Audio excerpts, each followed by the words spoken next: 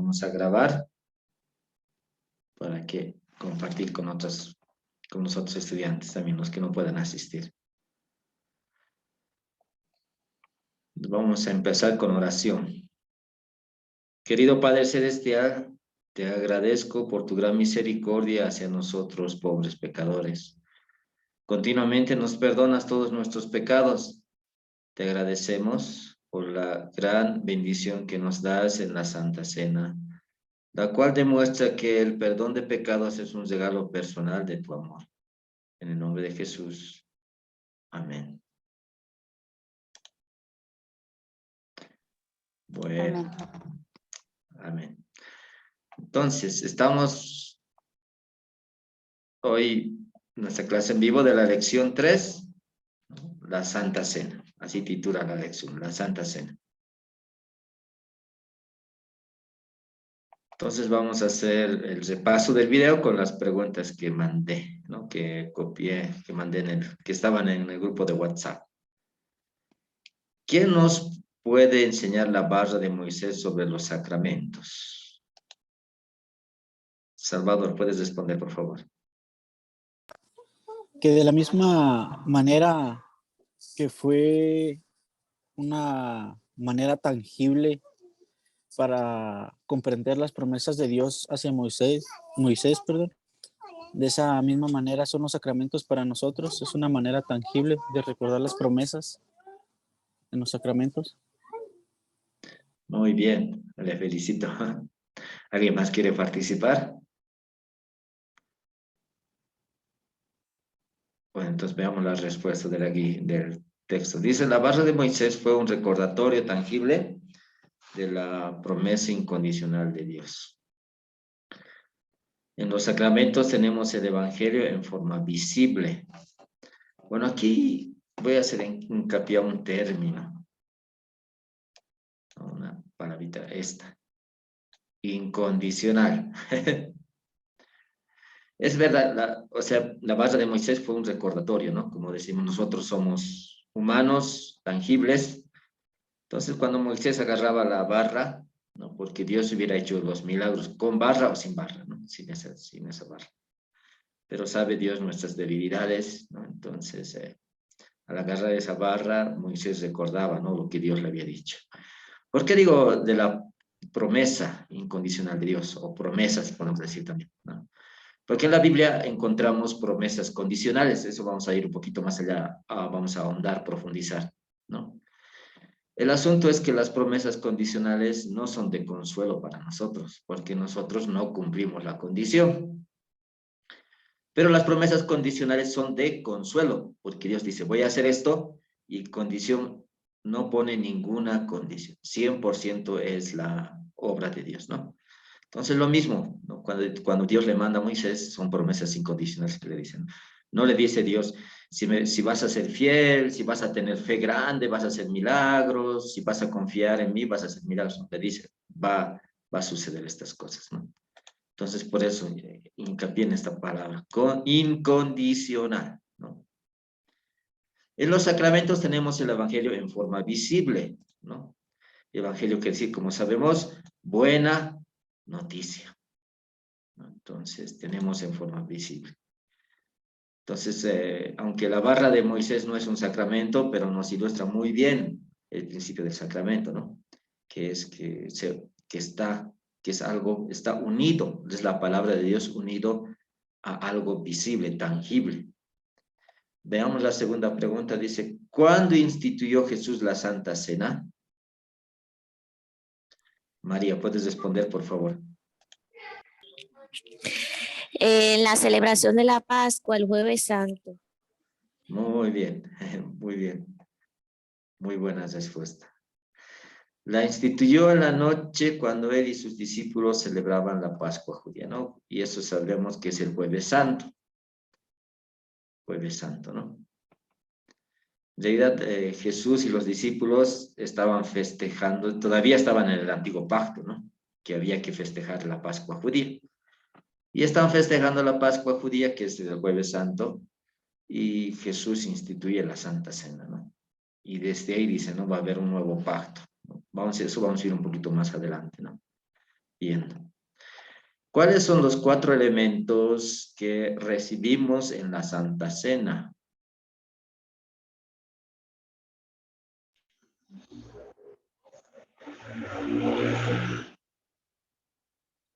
Amén.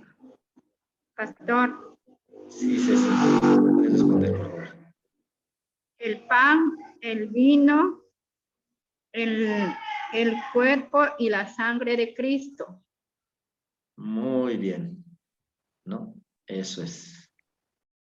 Muy bien, muchas gracias.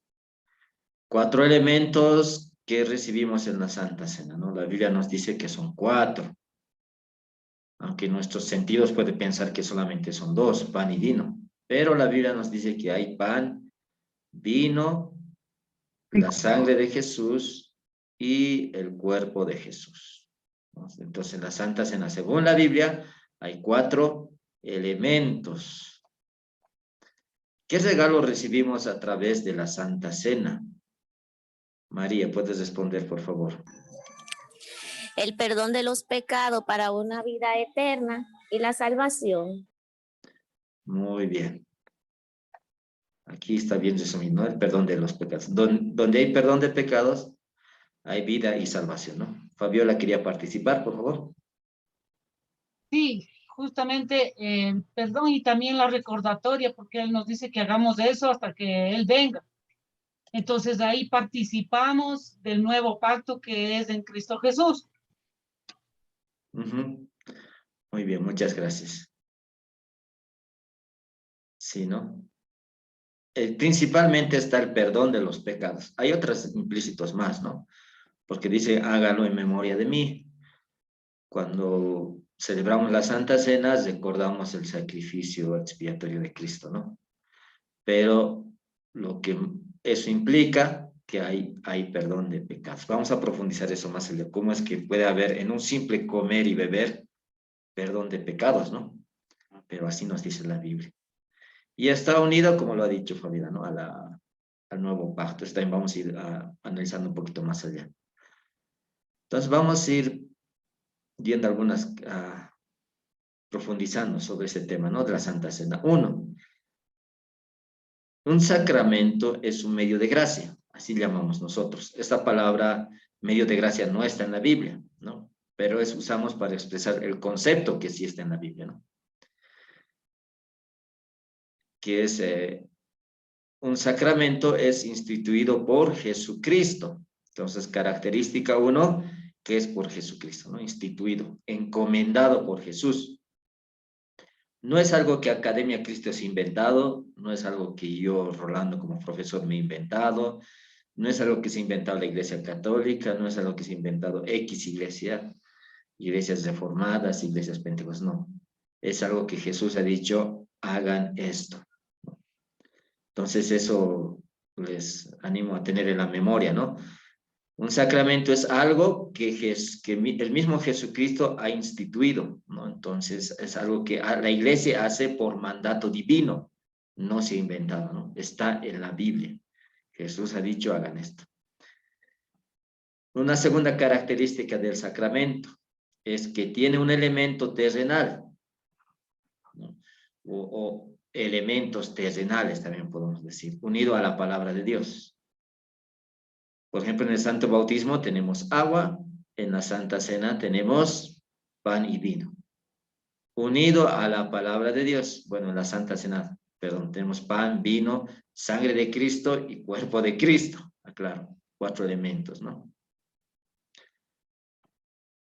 Unidos a la palabra de Dios. ¿Qué quiere decir? Que cuando estos elementos están unidos a la palabra, en el bautismo es, yo te bautizo en el nombre del Padre, del Hijo y del Espíritu Santo, ¿no? En la Santa Cena es, bueno, vamos a ir viendo eso un poquito más adelante, las palabras que van unidas a estos elementos. Nos ofrece y da el perdón de pecados, esa es la parte más significativa a nosotros que somos pecadores, ¿no? El sacramento tiene una tercera característica, ¿no? Que ofrece y da perdón de pecados. Es decir, en el Santo Bautismo el Espíritu Santo nos da perdón de pecados, igual en la Santa Cena. Entonces tenemos, según la Biblia, tenemos 2 sacramentos. No existen más sacramentos, ¿no? Son 2.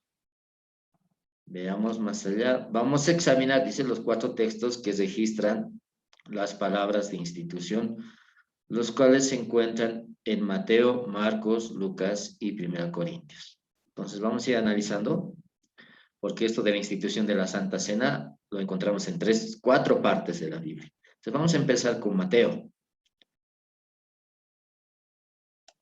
Mateo capítulo 26, versículos 26 al 29 nos dice: mientras comían, tomó Jesús el pan, lo bendijo, lo partió y dio a sus discípulos diciendo, ¿no?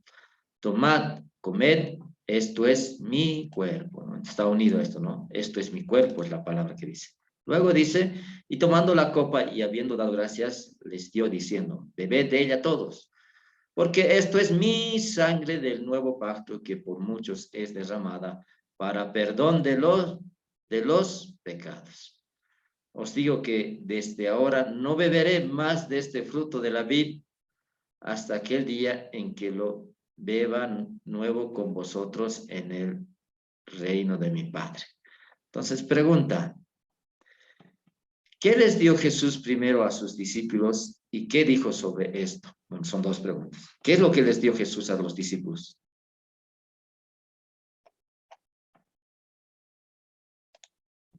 A ver, vamos a ver el texto que dice. Tomó Jesús el pan. Entonces, ¿qué les dio primero? Les dio el pan. Muy bien, muchas gracias. Y luego, ¿qué dijo sobre esto? ¿Qué dijo sobre el pan? Esto es mi, Toma. Ay, ay, diga así. Jacqueline, ¿puedes responder, por favor? esto es mi cuerpo. Ujú. Muy bien, muchas gracias. Bueno, recordarles que acá en el, tal vez no se están acostumbrados, pero en la aplicación hay un dibujito que quiere decir para levantar la mano. Bueno, yo estoy ahorita con mi computadora, así que aparece distinto. Entonces, cuando quieran participar, por favor, levantan la mano.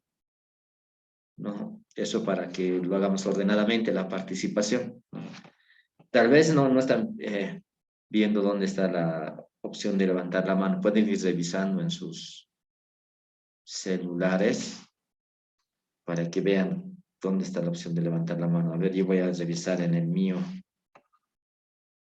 Bueno, hasta mientras seguimos avanzando.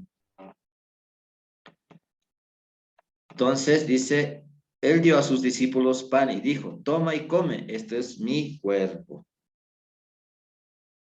¿No? Eso es lo que dijo Jesús. Bueno, no puedo entrar ahorita. Luego vemos eso. Entonces, esa es la respuesta, ¿no? Tomó pan y dijo, tomad, comed, esto es mi cuerpo. ¿Quiénes recibieron el sacramento? ¿A quiénes Jesús les da este sacramento?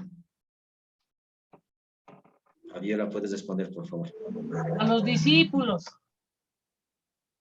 Muy bien. ¿Quién más estaba levantando la mano? Creo que ya se ha dado la respuesta, ¿no? ¿O alguien más quiere participar?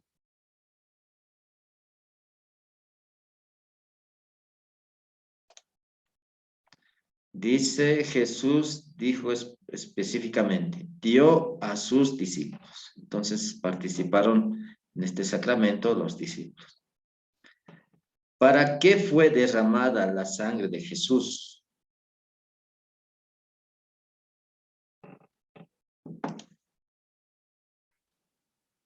Ya, Jacqueline, ¿puede participar, por favor? Para el perdón de los pecados, pastor. Sí. A ver, ¿alguien más levantado la mano? Sí, vamos a ver el texto para asegurarnos, ¿no? Porque queremos enseñar la Biblia. Es verdad, es así dice. Porque esto es mi sangre del nuevo pacto que por muchos es derramada, y aquí no, para perdón de los pecados. Entonces, ese es el texto de Mateo. Vamos a ver el otro. Dice, la Santa Cena es uno de los medios por el cual Dios nos ofrece y da el perdón. Vamos a ver aquí ahora Marcos, vamos a leer. Marcos capítulo 14, versículos 22 al 24, dice, Mientras comían, Jesús tomó pan, lo bendijo, lo partió y les dio, diciendo, tomad, esto es mi cuerpo. Después tomó la copa y, habiendo dado gracias, les dio y bebieron de ella todos. Y les dijo, esto es mi sangre del nuevo pacto, que por muchos es derramada. Pregunta, ¿qué dijo Jesús sobre el vino?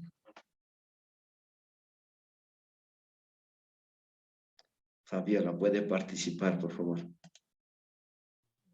Dijo sobre el vino que eso representaba la sangre de Jesucristo, que es derramada por el perdón de los pecados de nosotros.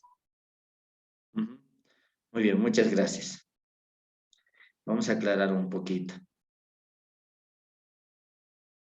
Aquí dice, ¿no? Así dice el texto. Esto es mi sangre.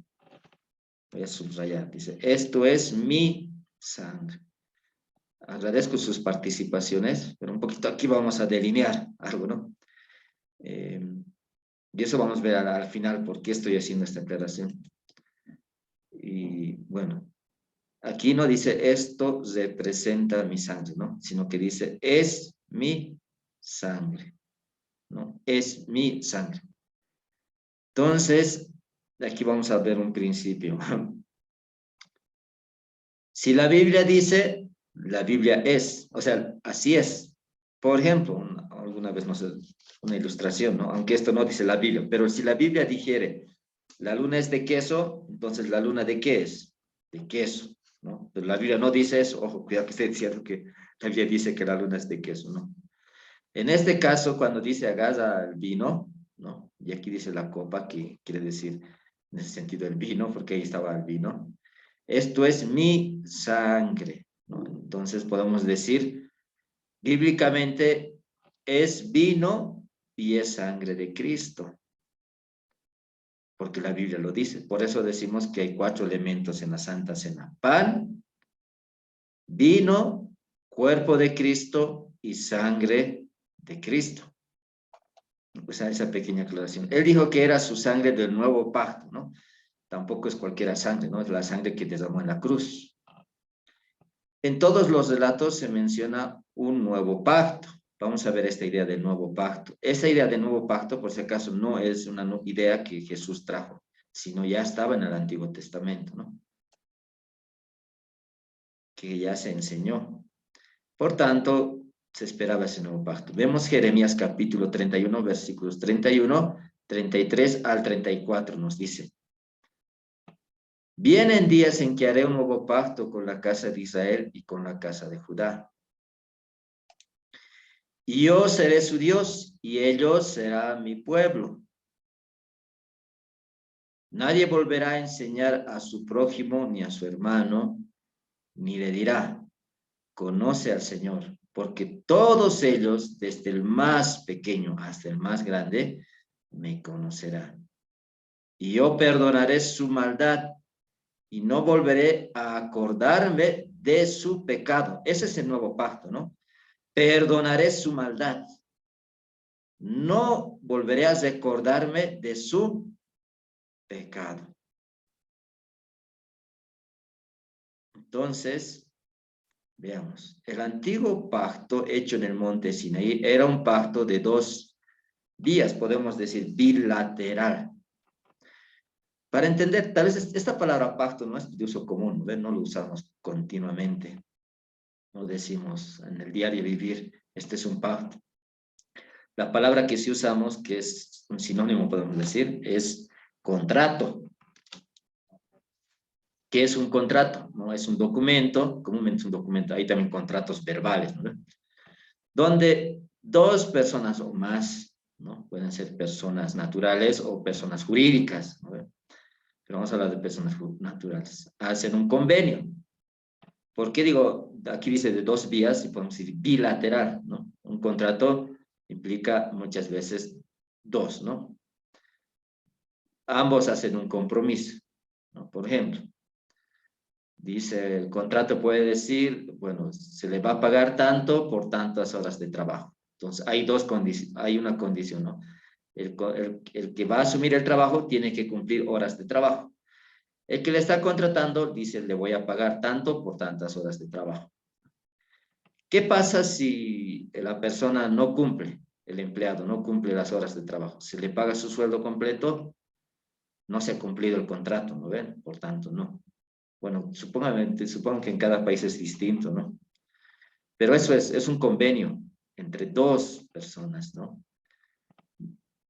Podemos decir pacto más o menos para dilucidar esa idea de pacto, esa analogía, ¿no? Aunque vamos a ver que la Biblia no solamente se usa en ese sentido. Ahorita vamos a ver eso, ¿no? Entonces, en el monte Sinaí sí había un pacto bilateral, ¿no? De dos compromisos. Uno, Dios se compromete. El otro, el pueblo de Israel, ¿no? Se compromete. Dices, más o menos podemos parafrasear así. Cumpliré mi parte del trato, si cumples con la tuya. ¿Y cuál era el trato? Era, tienes que cumplir toda la ley perfectamente. Y si cumples perfectamente, vas a ir al cielo, ¿no? Vas a tener mi favor. Así más o menos parafraseando, ¿no? Entonces son dos vías. ¿La nación de Israel cumplió el pacto? No cumplió, ¿no? Entonces, Dios tampoco estaba obligado a cumplir la otra parte, ¿no? Amenazas y promesas condicionales. Algo que caracteriza al pacto antiguo, ¿no? Es que tiene amenazas. Es decir, si no cumples esto, y voy a aclarar, ¿no? No solamente dice no cumples, si no cumples perfectamente, ¿no? Esa mente lo pueden memorizar porque ayuda mucho a comprender la Biblia. Porque no solamente es cumplir. Por ejemplo, la Biblia dice, honra a tu padre y a tu madre, para que tus días se alarguen y seas de larga vida, ¿no ve? X cosa. Hay una promesa. ¿Podemos reclamar esa promesa? No, porque el honrar al padre y a la madre tiene que ser perfecto. No puede ser imperfecto. Alguna vez había una pregunta que escuchaba y decía, yo conozco un niño que desde niño honraba a sus padres y ha fallecido temprana edad. Y no se ha cumplido lo que Dios promete ahí, ¿no? Y obviamente la persona está reflexionando mal, porque Dios no existe en cumplimiento, exige un cumplimiento perfecto. Y eso quiere decir desde el corazón, ¿no? Por ejemplo, si obedecemos a nuestros padres, pero lo hacemos con una actitud equivocada, no vale delante de Dios, no sirve, porque Dios ve nuestro corazón. No solamente es la obediencia externa, sino perfecta, ¿no?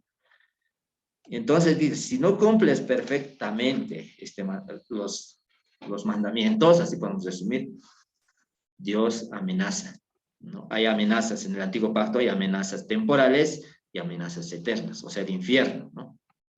Y también tiene promesas, eso es muy bueno que noten, ¿no? El antiguo pacto tiene promesas,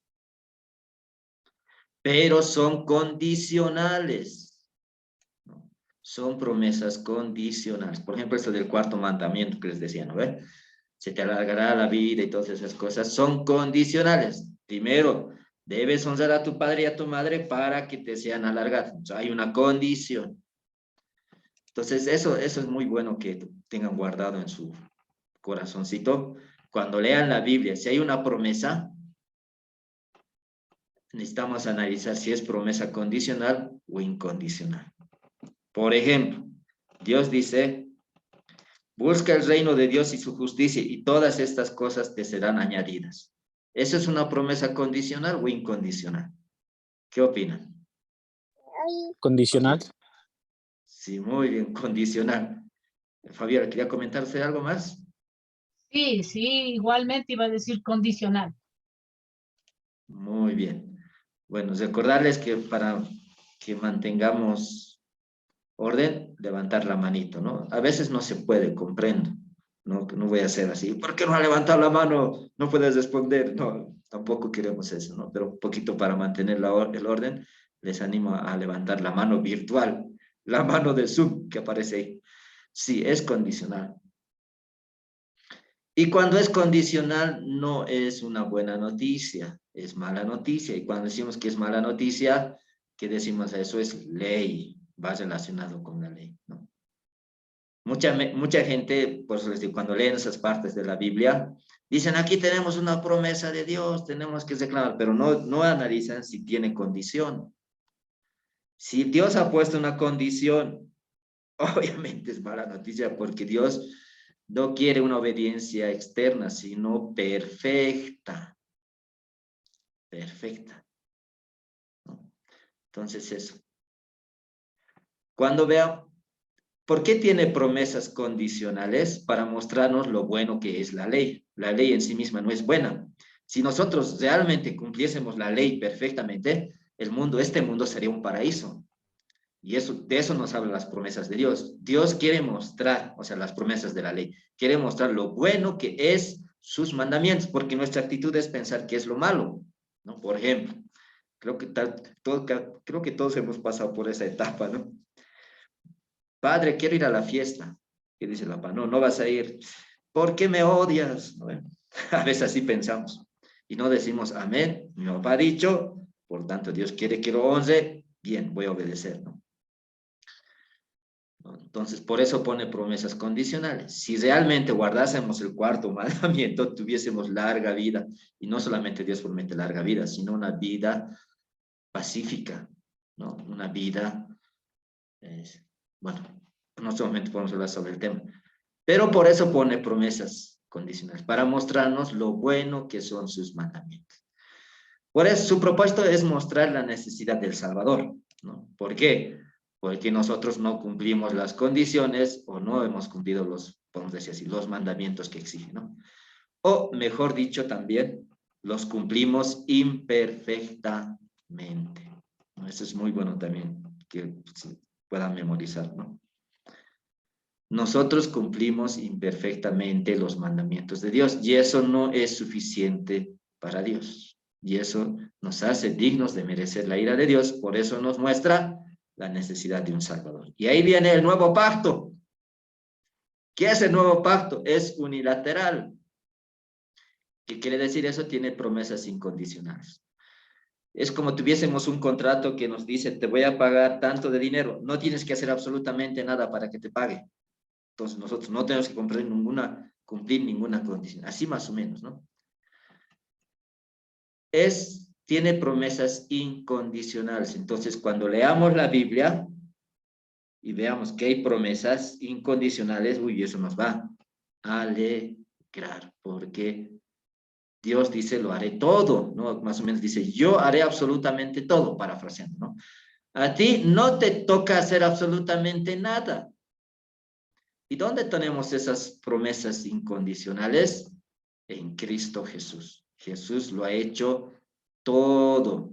Ha muerto por nuestros pecados y ha obedecido los mandamientos de Dios perfectamente en lugar de nosotros. Y en realidad este nuevo pacto no es tan nuevo, ¿no? Como podríamos pensar. Ya está en el Edén, como podemos decir, ¿no? Como una sombrita. En el Nuevo Testamento lo tenemos ahí en físico, pero en el Antiguo Testamento tenemos este nuevo pacto en sombrita. Si recordamos Génesis, en el capítulo 1, capítulo 2, Dios crea el mundo, crea la humanidad, perfectos y santos. Capítulo 3, la humanidad cae en pecado, inmediatamente Dios promete un Salvador. Ese Salvador está relacionado con el nuevo pacto. Más adelante, más claramente con Abraham, ¿no? Dios dice que ese Salvador va a venir de la descendencia de Abraham y dice que todas las naciones van a ser benditas. Porque en esa persona, en Cristo Jesús, ¿no? ¿Por qué? Porque Jesús cumplió todos los mandamientos en lugar de nosotros y sufrió la ira de Dios por nosotros, ¿no? Entonces, este nuevo pacto es unilateral, no hay condición alguna. Dios lo hace absolutamente todo. A nosotros no nos toca hacer absolutamente nada. Eso aclaro, ¿no? Porque es muy bueno tener esta idea en la mente. Absolutamente nada. No es como decir, el nuevo pacto no es así. 99% lo hace Dios y el 1% lo hacemos nosotros. No es así el nuevo pacto. Y si fuera así, no fuera buena noticia, porque ese 1% contaminaría al 99% de la obra de Dios, porque nuestro pecado contaminaría todo eso. Gracias a Dios que es el 100% lo hace Dios, ¿no? Ahora vamos avanzando más. Nos toca Lucas capítulo 24, versículos 17 al 20. Dice, tomando la copa, dio gracias y dijo, tomad esto. Y bueno, tomad, pues voy a volver a leer. Tomando la copa, dio gracias y dijo, tomad esto y repartidlo entre vosotros, porque os digo que no beberé más del fruto de la vid hasta que el reino de Dios venga. También tomó el pan y dio gracias y lo partió y les dio, diciendo, esto es mi cuerpo, que por vosotros es dado, haced esto en memoria de mí. De igual manera, después de haber cenado, tomó la copa, diciendo, esta copa es el nuevo pacto en mi sangre, que por vosotros es derramada. Pregunta, ¿qué cosa dijo Jesús que no iba a volver a tomar hasta que el reino de Dios venga? Salvador, ¿puedes responder, por favor? Perdón, ahorita se me olvidó levantar la mano. ¿El vino? Muy bien, el vino. Levantó la mano, yo he bajado yo bajé la mano. Cuando levantan y les doy oportunidad para que respondan, bajo Oh, la no, mano. pero ahorita que habló la hermana, ahorita que en la pregunta pasada hablé Ya, sin ya, levantar sí la te mano. entiendo. Perdón. No se preocupen, comprendemos bien. Es que esto de la tecnología es pues enredadito, es para cada uno, hasta para mí Sí, se se me enreda. olvidó. No se preocupen por eso. Cecilia, ¿quería participar? Sí, pastor. El fruto de la vid. Ujú, muy bien. Fabiola, que quería participar. Sí, dijo que Jesús dijo así que las veces que comiéramos de este pan y bebiéramos de esta copa, la muerte del Señor anunciamos hasta que Él venga. Ujú, cierto.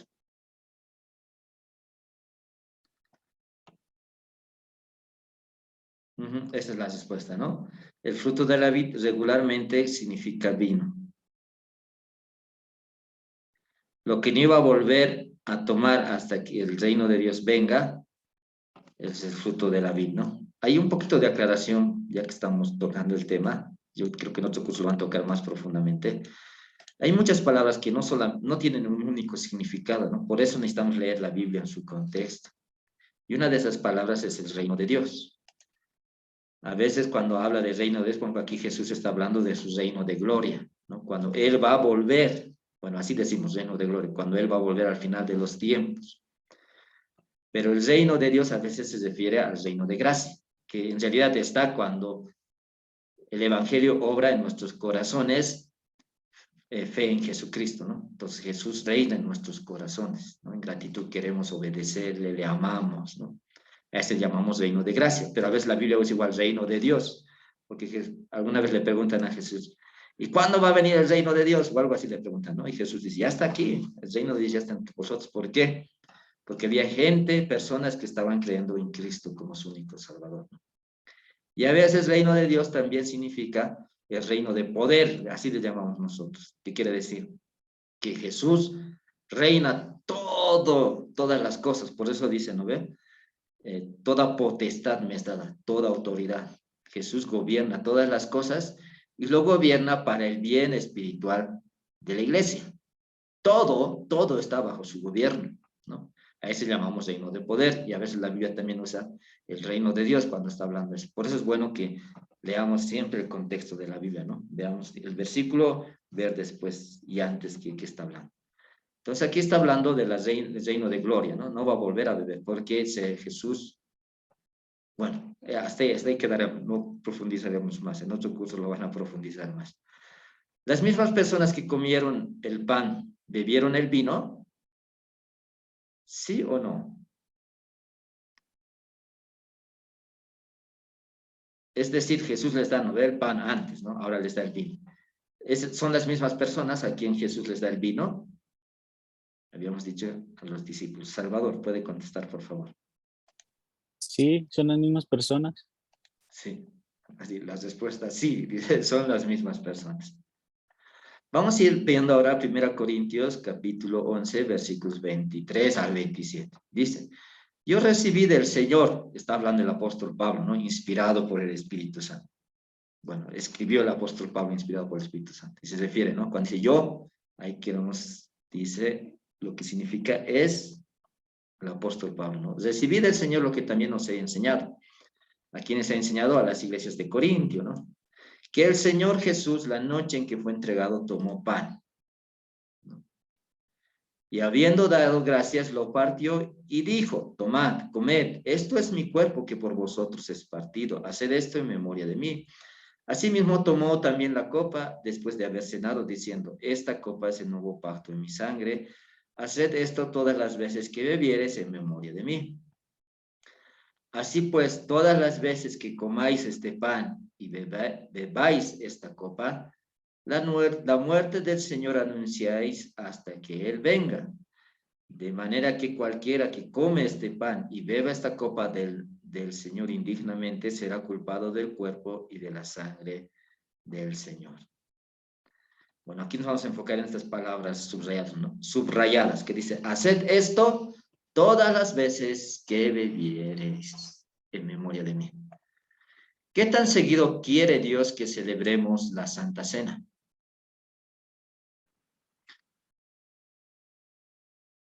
Bueno, aquí no hay una respuesta absoluta, es decir, no podemos decir cada 2 días, cada 3 días, pero sí hay una idea. ¿Qué tan seguido quiere Dios que celebremos la Santa Cena?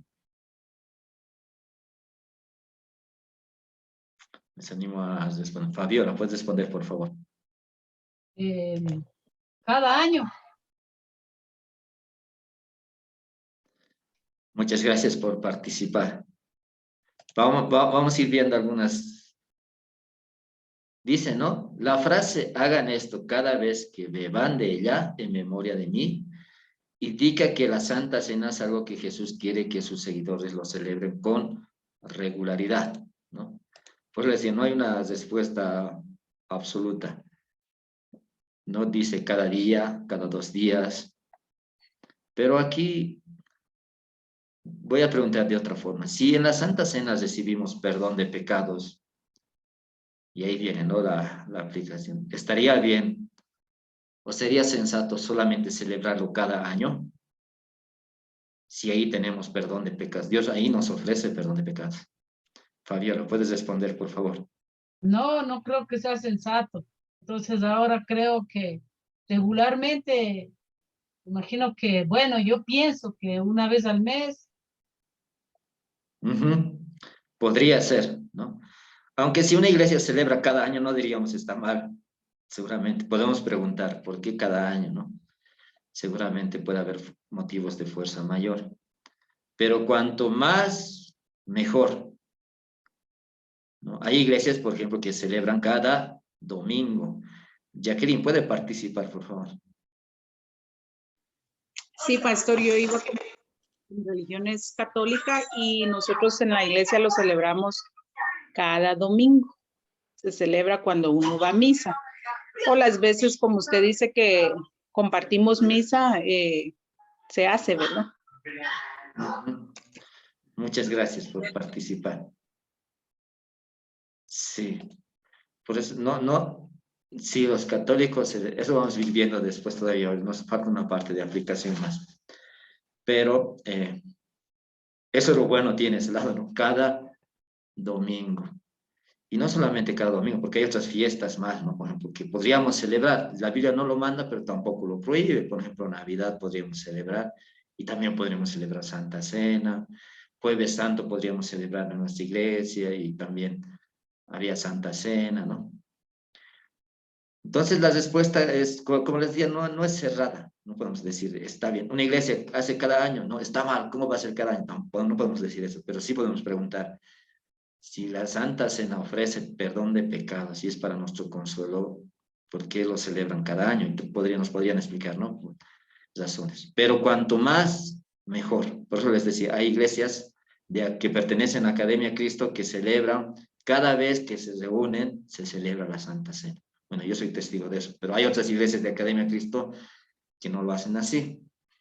Entonces tampoco puedo decir que está mal. Pero la respuesta es, cuanto más, mejor.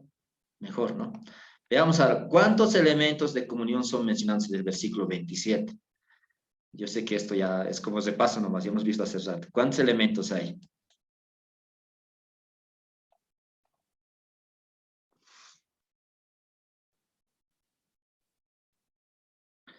Jacqueline. Pastor, esto, como usted dice, lo practicamos al principio, que es el pan, el vino y la sangre, cuerpo. Gracias. El cuerpo, ¿no? El cuerpo de exacto. Jesús. Está bien, a veces se nos olvida, por eso estamos aquí aprendiendo. 4, el pan, el vino, el cuerpo y sangre de Jesucristo. Todos están presentes en la Santa Cena. Ahora sí vamos a ver un poquito, esto es un poco espinoso hablar, pero es bueno que hablemos. Conclusiones. La Santa Cena es un regalo especial de Dios donde ofrece y da perdón de pecados, vida eterna y salvación. Y aquí un poquito esto, habiendo tiempo, vamos a aclarar, ¿no? ¿Cómo es que da perdón de pecados? ¿Acaso no tengo el perdón de pecados cuando el Espíritu Santo ha obrado fe en Cristo, en mí? Sí, pero el perdón de pecados no es algo como que es una vez, ¿no? Como decir, a mí Dios me ha perdonado el año 2018. No, no es así. El perdón es algo continuo, algo continuo. Dios continuamente nos está perdonando.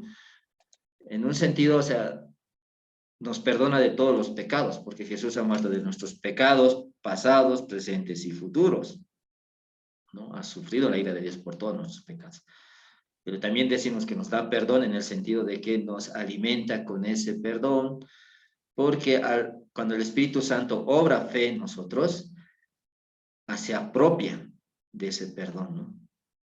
Lo hace nuestra, ¿no? Porque hay momentos en que uno peca y dice, uy, no creo que Dios me perdone. Entonces uno está con pesar, ¿no? Entonces puede participar de la Santa Cena y recordar, uy, no importa, o sea, no estoy diciendo en un sentido descarado, ¿no? No es que no importa qué pecado he cometido, sino en el sentido de que sé que mi pecado es grande y ofende a Dios, pero realmente sé que Dios me perdona, porque me está dando a comer su cuerpo y a beber su sangre, con el cual ha ganado mi perdón, ¿no? Y nos consuela. En ese sentido, nosotros hablamos, para expresar esta idea, fortalece la fe, ¿no? Nos fortalece. Pues es decir, el perdón es algo continuo.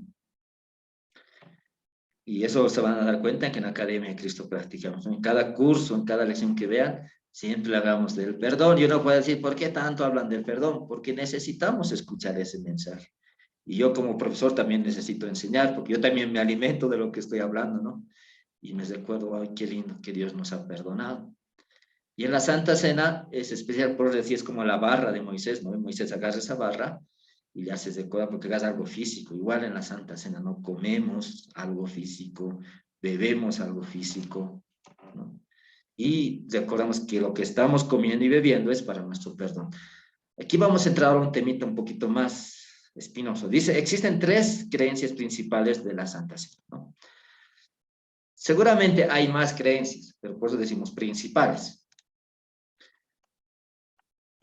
Y vamos a ver 2 primeras, ¿no? 2 creencias. 1. O sea, ahorita hemos visto lo que la Biblia dice, ¿no?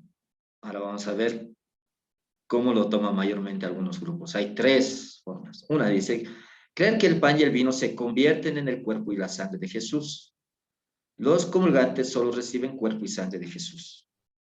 A esa enseñanza, a esa creencia se le llama transubstanciación. Y es la doctrina oficial de la Iglesia Católica. La Iglesia Católica dice que el pan se transforma en el cuerpo de Cristo y el vino se transforma en la sangre de Cristo. Esa es una. Las otras iglesias que no son católicas y no están de alguna forma relacionadas con la Academia de Cristo dicen creer que el pan y el vino solo representan el cuerpo y la sangre de Jesús. Los comulgantes solo reciben pan y vino. Explico. Cuando la doctrina oficial de los católicos es cuando el comulgante come el pan, o sea, le dan la hostia, ¿no? Que es una forma de pan, está comiendo el cuerpo de Cristo. Cuando está bebiendo el vino, está bebiendo la sangre de Cristo. O sea, se ha transformado. O sea, ¿qué quiere decir? Que de pan ha dejado de ser pan y se ha vuelto en cuerpo de Cristo. Ha dejado de ser vino y se ha convertido en sangre de Cristo. Por otro lado está los que creen y dicen, no es así, sino que el pan representa el cuerpo de Cristo y el vino representa la sangre de Cristo. En realidad no se convierte, no se transforma. ¿No? Esas son las dos perspectivas. Pero, ¿qué dice nosotros en Academia Cristo? Vemos que los pasajes bíblicos sobre la Santa Cena claramente enseñan que el pan y el vino están presentes en la Santa Cena junto con el cuerpo y la sangre de Jesús. Jesús agarra el pan y no dice, se convierte en mi cuerpo. Cuando agarra el vino no dice, se convierte en mi sangre. Agarra el pan y dice, esto es mi cuerpo. Agarra el vino y dice, esto es mi sangre. Por tanto, en Academia Cristo decimos que en la Santa Cena hay 4 elementos. Es decir, cuando una persona está comulgando, cuando come el pan, también come el cuerpo de Cristo. Podemos decir, al mismo tiempo que come el pan, está comiendo el cuerpo de Cristo. Cuando toma el vino, está bebiendo la sangre de Cristo. Y para aclarar un poquito, usamos el término de una forma sobrenatural. ¿Por qué? Porque la sustancia aquí es pan, ¿no? Cuando lo como, siento el sabor a pan. Pero también es cuerpo de Cristo, o sea, ese pan es cuerpo de Cristo. Eso dice Jesús, esto es mi cuerpo, pero también es pan. Cuando bebemos el vino, sentimos el sabor a vino, el olor a vino. No sentimos el sabor ni el olor a la sangre de Cristo, pero es sangre de Cristo. Pero también es vino. Podemos decir, el pan es pan y el pan es vino. Digo, el pan es el cuerpo de Cristo, el vino es vino y el vino es sangre de Cristo cuando estamos comulgando.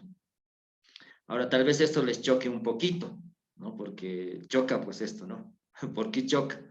Porque parece irracional, ¿no? Y alguna vez alguien me decía, ¿no? Imagínate, ¿no? Que Jesús te esté dando, vamos a imaginar que esto es el pan, ¿no? Te esté dando el pan y dice, esto es mi cuerpo. O sea, ¿qué está agarrando el pan? El cuerpo de Cristo. Pero dice, esto es el cuerpo, esto es mi cuerpo. Eso es irracional. No puedo creer eso, dice, ¿no? Porque es irracional. Cierto, yo les digo, así les respondo, no es cierto, es irracional. Pero nosotros no queremos ser racionales. Queremos ser bíblicos. Academia Cristo quiere ser bíblico. Si la Biblia dice así, así es. Ahora, algún hombre decía así, alguna persona decía así. Dios es mucho más inteligente que yo. Si dice algo y choca mi razón, obviamente es porque mi razón está limitada. Dios no puede mentir, no puede confundirse, ¿no? Entonces, por eso nosotros decimos que en la Santa Cena comulgamos con 4 elementos.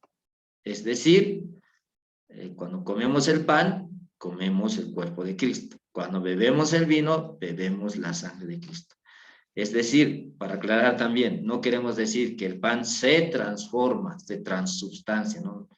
En cuerpo. No es que el pan deja de ser pan para volverse cuerpo de Cristo, sino que es pan y es cuerpo de Cristo. Ahora vuelvo a aclarar, no decimos que el vino cambia y se vuelve sangre de Cristo, no. Es vino y es sangre de Cristo.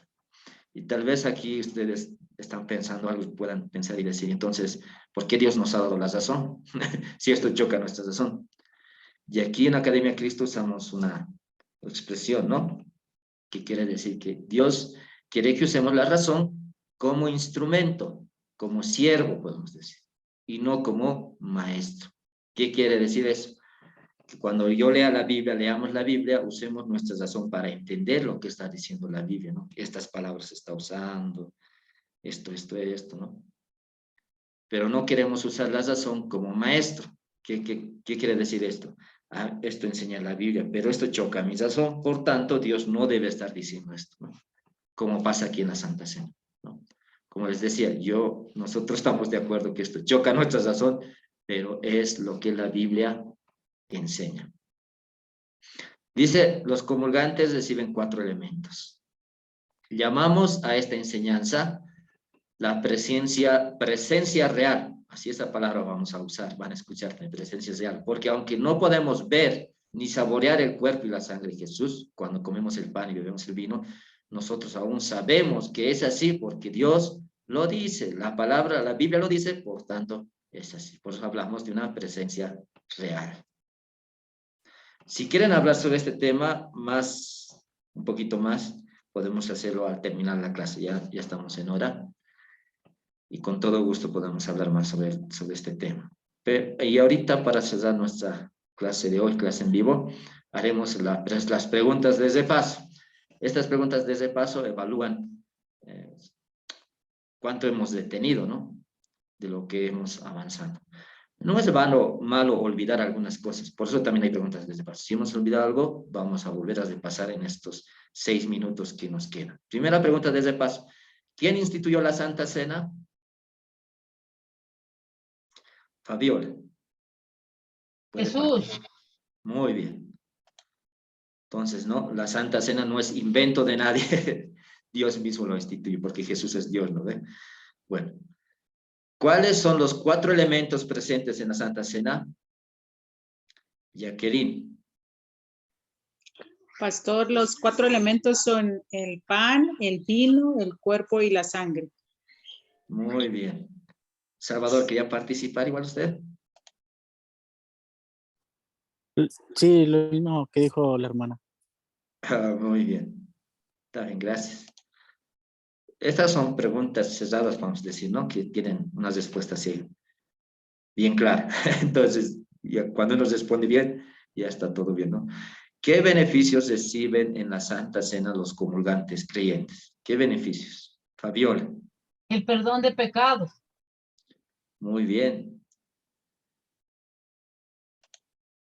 Vamos a la última pregunta. ¿A qué se refiere el término presencia real?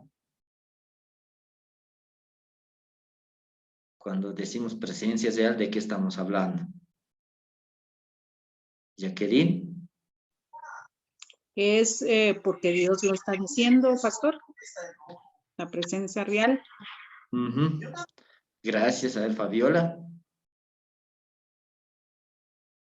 La presencia real significa que está presente. Aunque todos digan que no, pero nosotros sabemos que sí. Muy bien. Presencia real hace énfasis, ¿no? Que realmente está. Cuando participamos en la Santa Cena, nadie va a cuestionar que está el pan y el vino, ¿no? Porque están ahí, se ven, se sienten, se tocan. Pero lo que tal vez muchos pueden cuestionar es decir que ahí no está el cuerpo ni está la sangre de Cristo, ¿no? O no es el cuerpo y la sangre de Cristo. Es pan y es cuerpo, decíamos, ¿no ve? Es vino y es sangre de Cristo. Entonces estamos diciendo eso, ¿no? Presencia real quiere decir cuando estamos comulgando, comemos pan y cuerpo de Cristo, aunque el cuerpo de Cristo no lo sentimos, no lo saboreamos, ¿no? Pero está, porque la Biblia lo dice. Lo mismo, al tomar el vino, tomamos la sangre de Cristo, ¿no? Entonces tomamos vino y sangre de Cristo, porque ese vino es sangre de Cristo, pero no lo sentimos, ¿no? A ver, voy a leer esta definición para que volvamos a recordar. Llamamos a esta enseñanza la presencia real, porque aunque no podemos ver ni saborear el cuerpo y la sangre de Jesús cuando comemos el pan y bebemos el vino, nosotros aún sabemos que es así porque Dios lo dice. ¿Cómo? Que es así, que ahí están 4 elementos, ¿no? Pan y cuerpo de Cristo, vino y la sangre de Cristo. Realmente el cuerpo y la sangre de Cristo están ahí. Por eso le llamamos presencia real. Última pregunta. ¿Cuál es la definición de un sacramento? O podemos decir, ¿qué características tiene un sacramento? La respuesta está casi en lo que ya hemos respondido. A estas primeras 3 preguntas.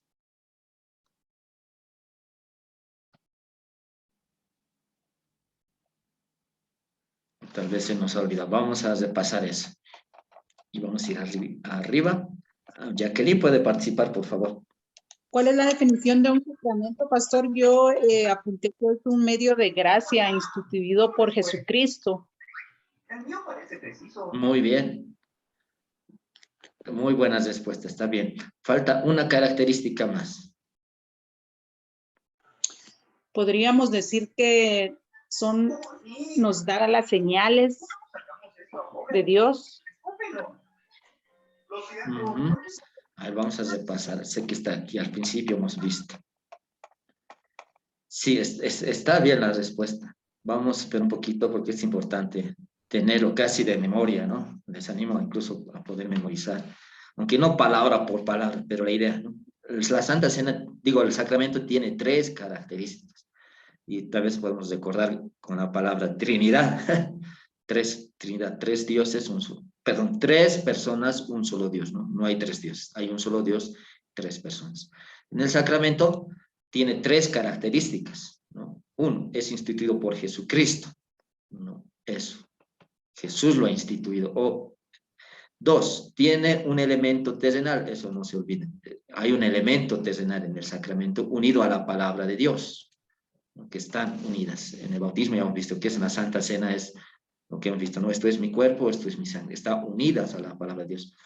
Nos ofrece y da el perdón de pecados, esa es la característica 3, ¿no? Entonces podemos decir que la definición de un sacramento es algo instituido por Jesucristo, que tiene un elemento terrenal unido a la palabra de Dios y nos ofrece y da el perdón de pecados.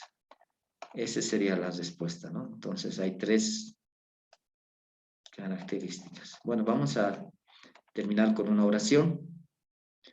Y si desean, podemos hablar unos minutos más. Si tienen algunas inquietudes, preguntas, comentarios, podemos seguir haciéndolo después de orar, ¿no? Vamos a orar entonces.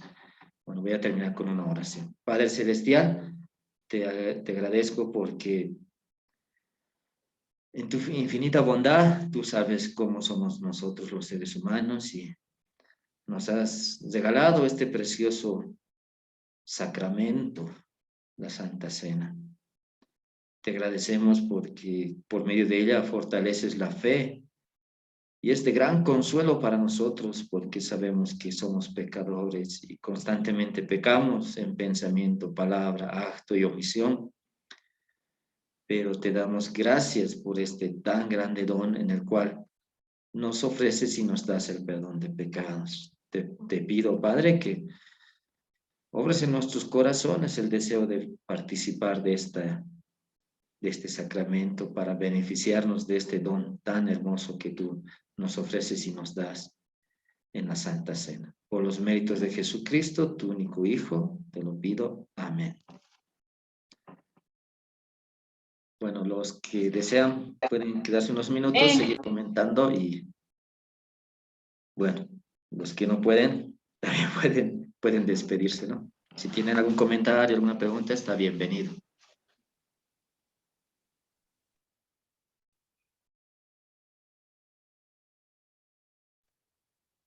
Fabiola, ¿tenía alguna pregunta o comentario? Sí, tengo una pregunta. Bueno, en la Iglesia Católica el sacerdote coge la hostia, dicen ellos. Y bueno, yo en mi manera de pensar, entonces está mal porque no está ahí la copa que representa la sangre, porque ellos saben coger de una copita y comienzan a repartir las hostias. Eso quisiera saber. Muchas gracias por su pregunta. Bueno, ahorita no tengo tanta claridad para responder, pero hasta donde recuerdo, la doctrina oficial de la Iglesia Católica es dar a los laicos la hostia, ¿no? Y no dar el vino. No solamente el vino es para el sacerdote, ¿no? No lo hace, alguna vez cuando he estado dando clases, me han dicho, ¿no? En la iglesia católica dan vino y la hostia, ¿no? Pan, ¿no? Y yo les decía, no, pero no es eso. Lo que pasa es que acá, ¿no? La iglesia católica es pues muy multiverso, ¿no? Aunque parece una sola, no es una sola, ¿no? Hay muchas creencias, muchas cosas. Hay gente que viene a mi país y ve cosas que les extraña porque practican los católicos y no es doctrina oficial, ¿no? Pero sí, si ustedes van a una iglesia católica y solamente dan la hostia, está mal, ¿no? Porque Dios ha dicho que den las dos cosas, ¿no? El pan y el vino. Pero lo que sí con toda seguridad puedo decir que la doctrina oficial de la Iglesia Católica es la transubstanciación, ¿no? Y eso también está mal. Gracias, pastor. Eso sería. A ver, voy a investigar un poquito, repasar sobre el tema para ver qué es lo que realmente, porque tal vez han cambiado su perspectiva, su doctrina oficial, ¿no? Pero yo desde niño he visto eso también, ¿no? Que solamente daban la hostia. ¿Algún comentario más tenían o pregunta? Tal vez algo implícito, que es lo que mencionó Fabiola, ¿no? ¿Qué le da poder al sacramento? Le da la palabra de Dios, ¿no? Entonces, ahí también, ¿no? En la Iglesia Católica solamente los sacerdotes administran la palabra, digo, los sacramentos, ¿no? La Santa Cena. Pero según la Biblia, cualquier creyente podría hacerlo. Y eso más adelante vamos a hablar, vamos a profundizar. Paola, ¿tenía alguna pregunta, un comentario? Sí, hola, buenas tardes. Saludos a todos. Quería hacer una consulta. Lo que pasa es que siempre me ha llamado la atención, bueno, ahora que estábamos hablando sobre el tema que se nombraron como diferentes denominaciones o algo así, siempre he tenido la duda del por qué, si bien es cierto, desde el transcurso del tiempo hemos sabido que existe como la Iglesia Católica o la Anglicana o la Evangélica, y dentro, por ejemplo, de la Católica creo que igual hay como más denominaciones. Dentro de la Evangélica está los que dicen, es cierto, que son cristianos, algo así, o evangélicos pentecostales, o metodistas, o bautistas. Dentro del catolicismo también está igual. Ahora, ¿en qué se diferencia, por ejemplo, entendiendo, yo sé que, bueno, la Iglesia Católica y quizás los evangélicos, se podría decir, a pesar que, como veíamos ahora, dentro de los mandamientos, ¿cierto? Bueno, estaba en el otro curso, pero dentro de los mandamientos decía él que no nos hiciéramos falsas imágenes, ni ídolos, ni nada de eso. Entiendo que la Iglesia Católica siempre se basa, a veces quizás en imágenes, en estatuas, cosas así. Pero ¿de dónde cómo se va transformando y se va cambiando tanto la denominación? Porque uno, por ejemplo, pueden decir que son pentecostales, como le decía, en la parte evangélica, o metodista, o bautista.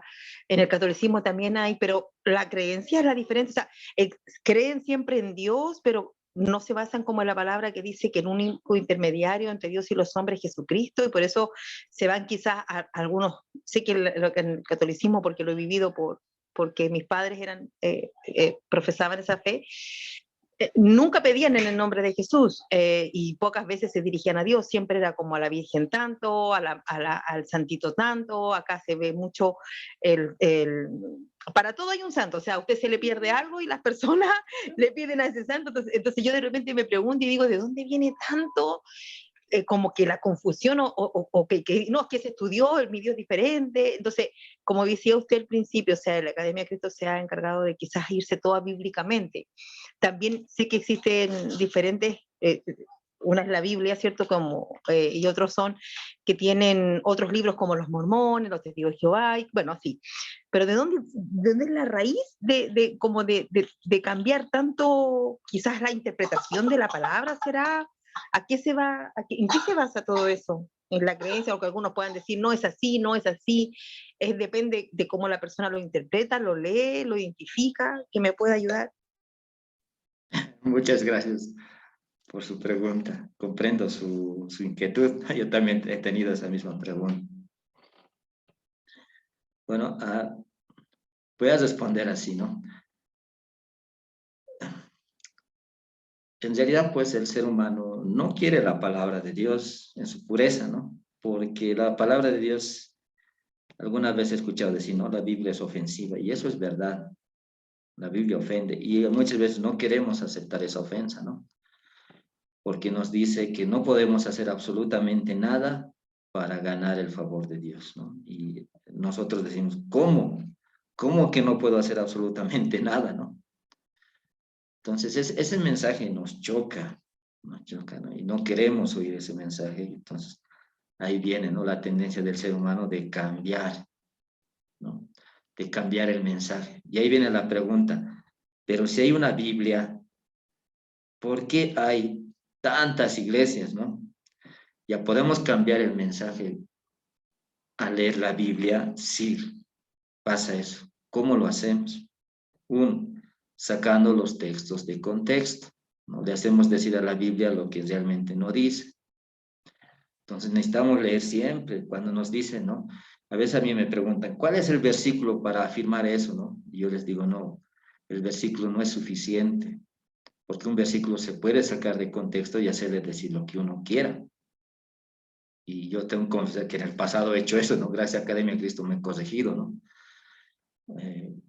Y es eso, ¿no? Necesitamos primero ver el versículo en su contexto. Si alguien nos dice, esto dice Dios, entonces podemos preguntarle, ¿cuál es la base bíblica? Así podemos preguntarle, ¿no? Seguramente nos dará un versículo, ¿no? Entonces, lo que podemos hacer es anotar ese versículo, leer en nuestras casitas, ¿no?, el contexto, ¿no?, de ese versículo. Por eso es bueno leer la Biblia de principio a fin, ¿no?, de Génesis a Apocalipsis. Sé que es difícil, pero es algo bueno que se pueden poner de meta, ¿no?, para tener siempre en la mente el contexto. Eso es uno. Lo otro, que es, aunque tenemos una sola Biblia, la Biblia no es la única autoridad. Hay grupos que dicen, Dios me ha dicho, ¿no? O sea, y ahí ya no es la Biblia autoridad, ¿no? He visto en un sueño esto, y hay extremos todavía, ¿no? Si no me crees porque Dios me ha revelado, andate, así, ¿no? Así, yo conocí iglesias así que le dicen así nomás. Entonces, por ejemplo, uno dice, he tenido una visión, no, la Biblia es la única autoridad, ¿no? Entonces, decirle, no, eso está mal.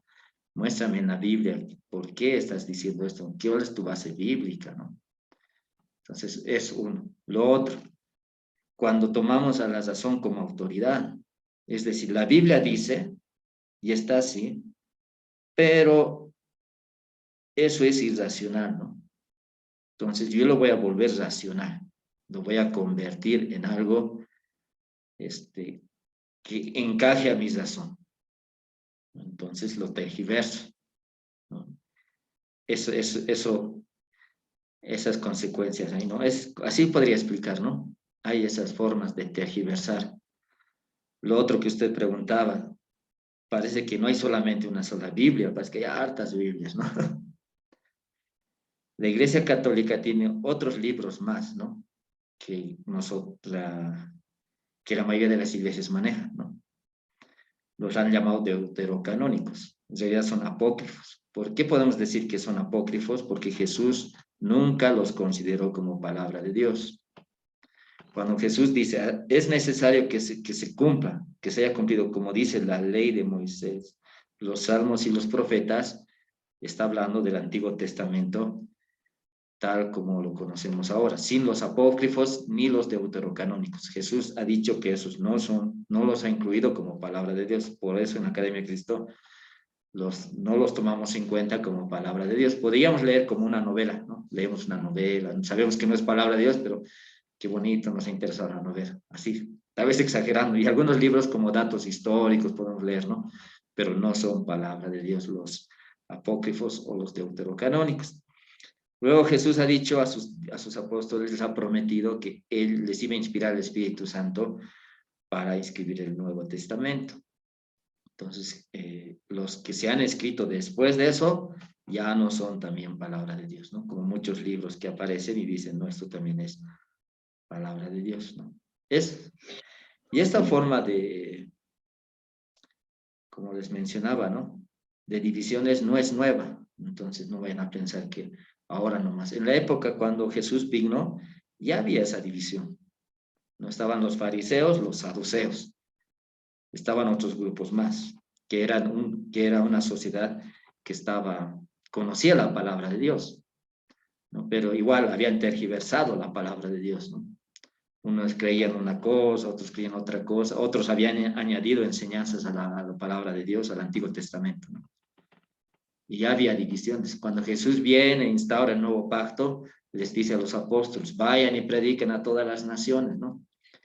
Entonces los apóstoles igual van a predicar a todas las naciones y ahí también ya aparecen falsas enseñanzas, ¿no? Otros grupos que decían, nosotros somos cristianos, pero no creían, por ejemplo, que Jesús era ser humano, creían que solamente era un espíritu, otros no creían que Jesús era verdadero Dios, así. Entonces, estas divisiones siempre ha habido. Siempre ha habido. Históricamente, y esto tal vez les podemos dar un poquito, pero es bueno también que los explique, ¿no? Lo que se ha hecho son las confesiones de fe, ¿no? Entonces, la iglesia, para corregir estas cosas, ha hecho confesiones. Y una de las primeras confesiones es el credo apostólico. Por ejemplo, había un grupo que decía, nosotros somos cristianos, todo eso, pero no creían que Dios había creado el mundo. Entonces, por eso dice, creo en Dios Padre Todopoderoso, Creador del cielo y de la tierra, y en Jesucristo, su único Hijo, nuestro Señor, que fue concebido por obra del Espíritu Santo, nació de la Virgen María, ¿no? Había gente que decía, yo soy cristiano, pero no creían que Jesús era verdadero ser humano. Entonces, era una forma de preservar lo que realmente la Biblia enseña, ¿no? Aunque estas confesiones no son palabra de Dios en el sentido de que Dios no los ha inspirado, pero sí son instrumentos para manifestar las falsas enseñanzas. Y ahí lo que pasó es, había una sola iglesia cristiana, después de haber confrontado con estas confesiones las falsas enseñanzas, una sola. Y cada iglesia tenía se llamaba obispo, ¿no? Que quiere decir supervisor, ¿no? Un encargado. Por ejemplo, ahorita podemos decir en Latinoamérica, ¿cuáles son? En Bolivia puede haber un obispo, en Colombia otro obispo, así. No eran papas, ¿no? Sino creyentes que estaban encargados de velar por la correcta enseñanza en un entorno, ¿no? Entonces había ciudades principales en esa época que estamos hablando, ¿no? Después de Cristo, ¿no? Siglo III, siglo IV, por esas épocas, había obispados, ¿no? Ciudades principales. Y una era el obispo de Roma, ¿no? Porque Roma era una ciudad principal. Había otro obispo de Constantinopla, así, ¿no? 7. Y eran una sola, ¿no? Y ellos confesaban,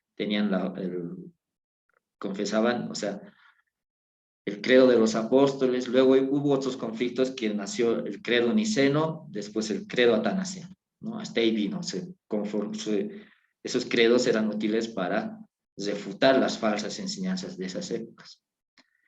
Pero después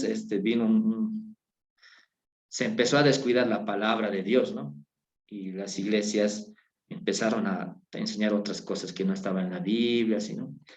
Y se separaron estos 7 obispados, ¿no? Y de ahí nace, esa es la iglesia católica romana, es fruto del obispado de Roma. Por ejemplo, hay la iglesia ortodoxa rusa, ¿no? Que es igual. Y ellos históricamente datan de realidad de la iglesia cristiana histórica, ¿no? Entonces nosotros en la Academia de Cristo no negamos que la iglesia católica venga, pero no solamente la iglesia católica, sino varias iglesias. Y en el siglo XV, ¿no? Cuando, bueno, les voy a mencionar, porque sé que esto lo van a estudiar más allá también, ¿no? Viene Lutero y dice, muchas cosas de la iglesia están mal, no está conforme a la Biblia, corregiremos, ¿no? Y a eso le llamas reforma. Entonces, claro, postula unas tesis, y esas tesis eran, ¿no? Eso, ¿no? Quería Lutero un debate, ¿no? Si realmente lo que él estaba planteando era bíblico o no, ¿no? Pero no quisieron las reformas, ¿no? Entonces fue la iglesia católica que los votó, y ahí nació lo que se llamaba iglesia luterana, ¿no? Pero en la actualidad también hay iglesias luteranas que no están enseñando lo que se corrigió en la época de Lutero.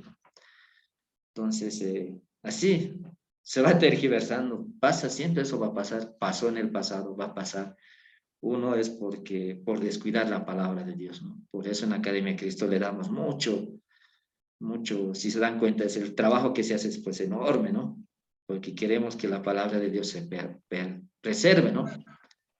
En uno de los... Uh-huh. Sí, muchas gracias. En uno de los estudios que yo estoy terminando, que creo que termina hoy, que se llama El Dios Verdadero, el profesor Andrés nos decía que él al parecer utilizaba la Biblia Reina Valera 1960 creo, pero la verdad es que a él le gustaba más, no sé si es la 1960 y una 1509, algo así, no me recuerdo.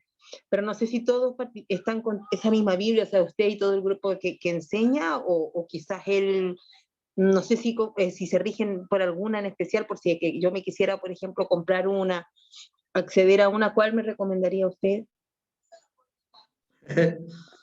Sí, a ver. Eso de las traducciones también últimamente se está poniendo muy Sí, en porque conflicto. él también comentaba algo de las traducciones y dijo, mire, por ahora puedo ocupar esta, dijo, pero en realidad, dijo él, comentó que la verdad que sí, el tema de la traducción también ha sido un tema. Sí, es Porque complicado. por lo que yo entiendo hay una Biblia que se le llama la Biblia Católica que tiene más de los 66 libros de la Biblia, en este caso de la Reina Valera. Hay unos libros dentro de esa Biblia que no consideran otros, pero no me recuerdo bien los nombres ahora, pero hay como 6 libros que no se consideran. Entonces yo por eso decía, cuando uno quisiera acceder y leer la palabra, ¿a cuál me voy? ¿Con cuál me rijo? Cuando uno dice bíblico, ya, pero ¿a qué palabra me voy para yo poder leer o explicar o entender? No sé. No sé si, por eso yo no he consultado si todos ocupan la misma, si tiene alguna relevancia o va la interpretación de uno. Y como usted dice eso de las traducciones, yo sé que ha sido un tema porque cada vez como que se va cambiando, o a veces una simple palabra, porque sé que hay uno que se llama, también han nombrado la nueva traducción, no me recuerdo bien, no me recuerdo bien, pero dentro de los cursos que estoy haciendo, cuando se ha hablado del tema de las Biblias y así, no sé si todos manejan la misma. O sea, no sé cuál sería recomendable ocupar. Bueno, a ver, le comento. Hay muchas circunstancias, pues, variables que hacen cambiar la situación, ¿no? A ver, le explico.